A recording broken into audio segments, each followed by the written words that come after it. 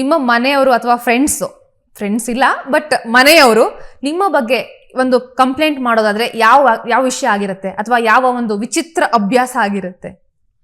ಅದೇ ಊಟದ ವಿಷಯಕ್ಕೆ ಬೈತಾ ಇರ್ತಾರೆ, ನೆಟ್ಟಾಗಿ ಊಟ ಮಾಡಲ್ಲ ಅದು ಇದು ಅಂತ.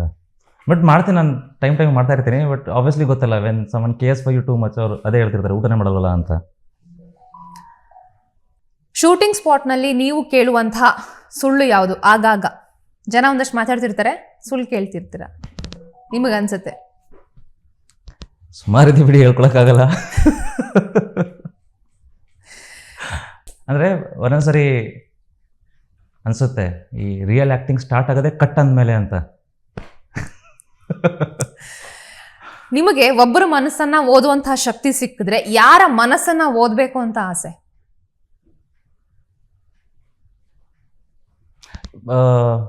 ನನಗೆ ಈ ಥಾಟ್ ಬಂದಿದೆ, ಅಂದರೆ ಫ್ರ್ಯಾಂಕ್ ಆನ್ಸರ್ ಹೇಳ್ತೀನಿ.